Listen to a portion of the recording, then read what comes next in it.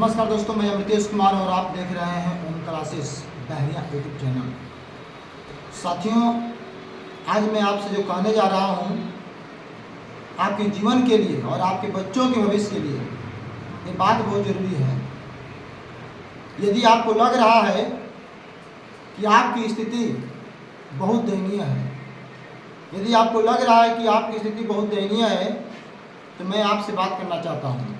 आपकी स्थिति इसलिए दयनीय है क्योंकि आप मेहनत तो करते हैं, लेकिन ऊर्जा का सही खपत कहाँ करना है ये नहीं करते हैं। जिस दिन आप ये समझ जाइएगा केवल मेहनत करने से कोई राजा नहीं बनता है। यदि मेहनत करने से कोई व्यक्ति राजा बनता तो आपको मालूम है कि मजदूरों से अधिक कोई मेहनत नहीं करता है। राजा बनने के लिए मेहनत के साथ साथ समझदारी की भी आवश्यकता होती है। इसलिए आप मेहनत करिए, लेकिन समझदारी के साथ करिए। आप अपने स्थिति में बेहतर सुधार कर सकते हैं जब आपके बच्चे पढ़ लिख कर होनहार बनेंगे, क्योंकि आपकी पूंजी आपके संतानें हैं। आपके बच्चे ही आपके आधार हैं, आपके बच्चे ही आपके अस्तित्व हैं। यदि आप अपने बच्चों को बेहतर एजुकेशन देने में सक्षम हो पा रहे हैं तो समझिए कि आने वाले समय में आपकी जो दुर्दशा आज खराब है वो दुर्दशा कल खत्म हो जाएगी, समाप्त हो जाएगी और एक वीआईपी जीवन आपका हो जाएगा और आपकी आने वाली पीढ़ियों का जीवन बदल जाएगा।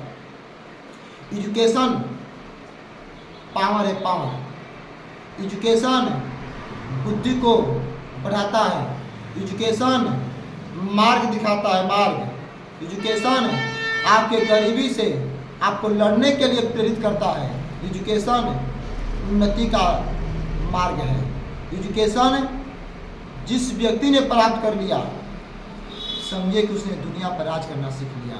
मैं आपको एक कहानी के माध्यम से एजुकेशन का महत्व बताने का प्रयास कर रहा हूँ। ध्यान सुनिएगा। कहा जाता है कि एक राजा अपने शक्ति और सामर्थ्य के बल पर केवल अपने राज तक ही पूजनीय होता है, लेकिन पढ़ा लिखा व्यक्ति, एक शिक्षित व्यक्ति जो है अपने ज्ञान के प्रकाश के बल पर केवल अपने जन्मभूमि पर नहीं बल्कि पूरे संसार में माननीय होता है, पूजनीय होता है। जैसे भगवान बुद्ध, उनको भगवान बोलते हैं। भगवान इसलिए बोलते हैं क्योंकि अपने ज्ञान का प्रकाश इस प्रकार पूरे वर्ल्ड में फैला है कि आज ही पूरी दुनिया में बुद्ध के नाम से लोग भारत को जानते हैं। बाबा साहेब भीमराव अम्बेडकर, उनकी स्थिति, पोजीशन, पारिवारिक स्थिति इतनी दयनीय थी कि बाबा साहेब भीमराव अम्बेडकर को विद्यालय में अच्छी तरह से पढ़ाई करने नहीं दिया जा रहा था। ये क्या हुआ? बाबा साहेब भीमराव अम्बेडकर ने सही समय पर, समय रहते हुए शिक्षा को पहचान लिया था। शिक्षा के महत्व को उन्होंने समझ लिया था और उन्होंने संकल्प लिया कि मैं इतना पढ़ूंगा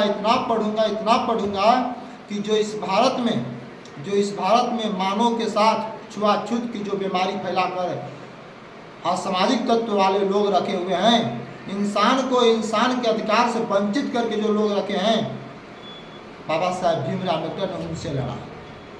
उन शक्तियों से बाबा साहब ने लड़ा जिन शक्तियों का उस जमाने में बहुत वर्चस्व हुआ करता था। बाबा साहब ने अनेकों समस्याओं का सामना किया। बाबा साहब ने अपने संतानों को खो दिया।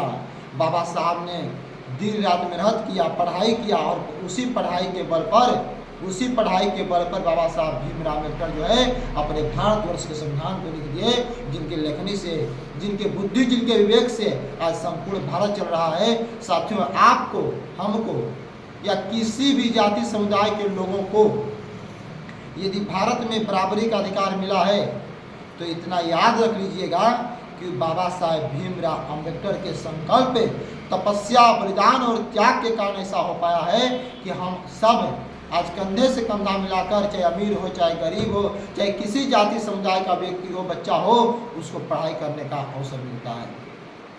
इसलिए मैं कह रहा हूँ, आप माता पिता से मैं कह रहा हूँ, गार्जियन से मैं कह रहा हूँ कि आप अपने बच्चों को पढ़ाइए, क्योंकि आपके जीवन में बदलाव आपके बच्चे ला सकते हैं।